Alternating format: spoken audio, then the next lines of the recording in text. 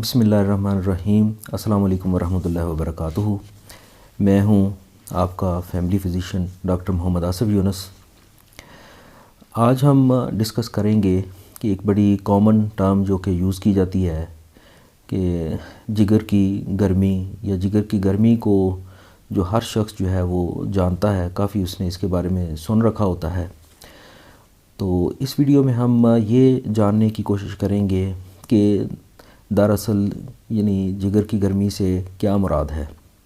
اگر کسی وجہ سے جگر کا فنکشن خراب ہو جائے یا جگر مناسب طریقے سے کام نہ کرے یا جگر کی انفیکشن ہو جائے تو جو اس کی علامات ہیں وہ اس طرح سے ظاہر ہوتی ہیں کہ جگر سے کچھ فاسد مادے نکلتے ہیں، کچھ فاسد کیمیکلز نکلتے ہیں یا ایسے انزائمز اس کے اندر سے خارج ہوتے ہیں جس میں ایک جو پیلے رنگ کا مادہ ہوتا ہے جس کو بلی روبن کہتے ہیں، جس کی وجہ سے جرکان ہو جاتا ہے اور ہلکا ہلکا بخار رہتا ہے اور بھوک ختم ہو جاتی ہے۔ پیٹ کے اوپر والے حصے میں دائیں طرف دبانے سے یا ویسے ہی بھاری پن یا درد ہوتا ہے۔ تو جگر کی خرابی کی علامات کچھ اس طرح سے ہیں، لیکن عام طور پر جو عام فہم زبان میں جو جگر کی گرمی کو جس چیز سے منسوب کیا جاتا ہے وہ چیز ہوتی ہے ہاتھ پاؤں کا جلنا، جسم کے اندر گرمائش کا محسوس ہونا، تھکاوٹ، بے چینی، معدے والی جگہ کے اوپر اگر کوئی جلن ہو رہی ہے یا درد ہو رہی ہے، یا ہاتھ پاؤں کا سن ہونا، نیند کا نہ آنا، یا پیٹ کا بھاری پن یا وزن کا نہ بڑھنا، ان سب چیزوں کو جو ہے وہ کلیکٹیولی کہہ دیا جاتا ہے کہ یہ جگر کی گرمی ہے۔ یہ جو جتنے عوارض ہیں جن کا ہم نے نام لیا ہے یہ دراصل کسی نہ کسی بیماری کی علامات ہو سکتی ہیں۔ یعنی جگر کی جو علامات ہیں وہ الگ ہیں، جبکہ یہ جو علامات ہیں جس میں یہ جو ہم نے ہاتھ پاؤں کا جلنا وغیرہ یہ اس طرح کی جو چیزیں ڈسکس کی ہیں یہ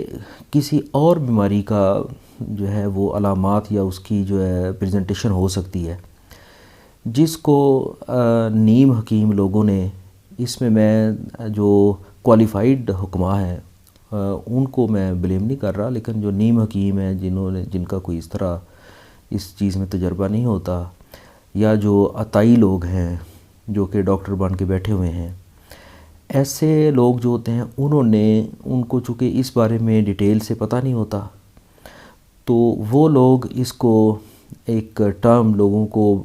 جسٹ سیٹسفائی کرنے کے لیے ایک ٹرم کا بس سہارا لیتے ہیں جی کہ آپ کو جگر کی گرمی ہے، اور دوسرے لفظوں میں نہ صرف ان کو مس گائیڈ کرتے ہیں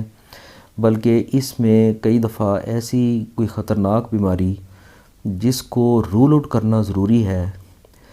اس کو وہ اوور لک کر جاتے ہیں، جس سے بیماری کے مزید بڑھنے کا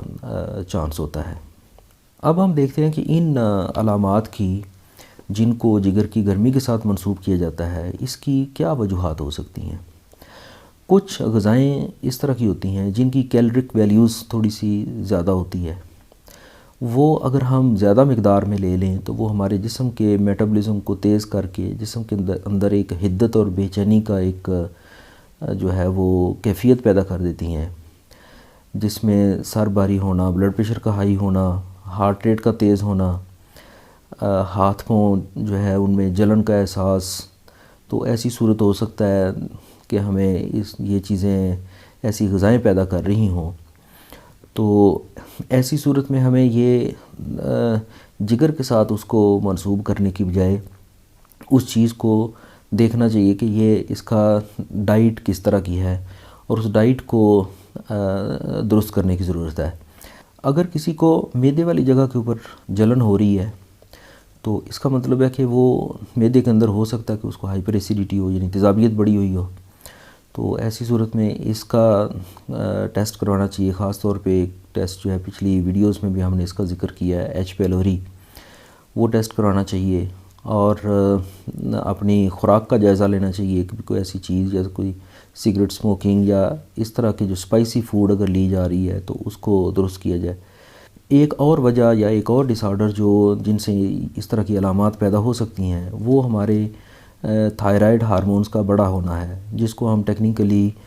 ہائپر تھائرائڈزم بولتے ہیں۔ تو تو اگر یہ تھائرائڈ کی جو سکریشنز ہیں یعنی تھائروکسن اگر جسم کے اندر بڑھ جائے تو یہ بھی جسم کے میٹابولزم کو تیز کرتی ہے، اور اس میں بھی ایسے ہی عوارض پیدا ہوتے ہیں، جسم کے اوپر بے چینی، دل کی دھڑکن کا تیز ہونا، ہاتھ پاؤں سونا ہونا،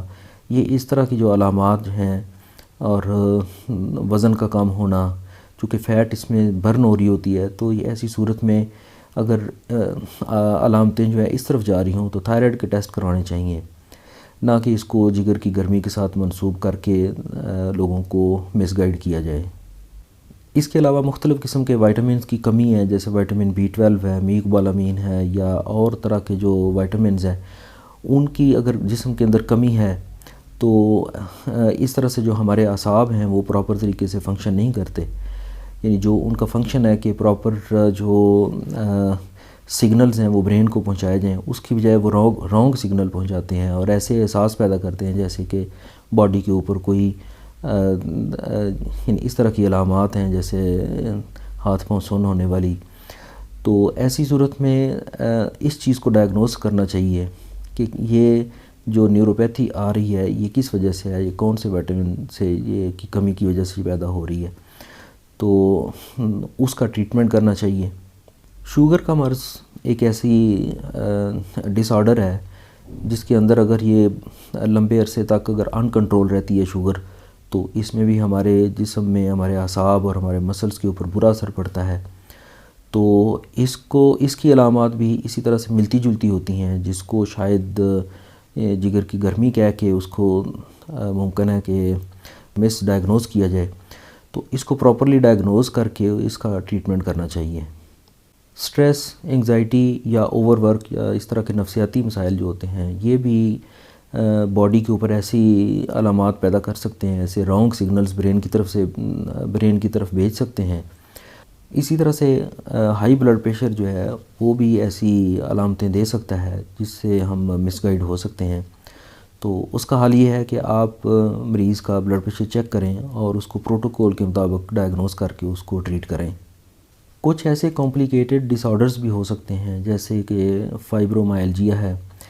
جس میں جسم میں دردیں ہوتی ہیں، مسلز درد کرتے ہیں، تو اس کو الگ سے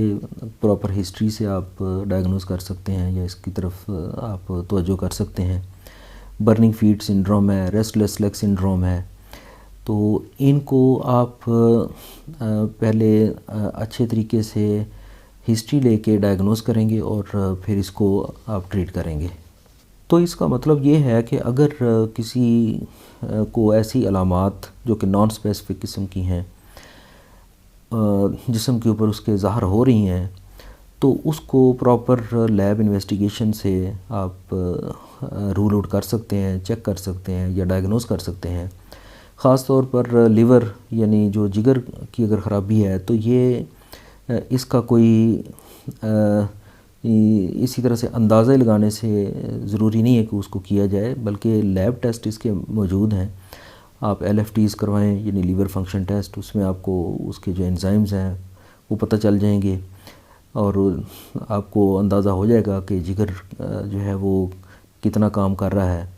آپ الٹرا ساؤنڈ کروائیں تو جگر کو تو آپ اس طرح سے بڑی آسانی سے رول آؤٹ کر سکتے ہیں۔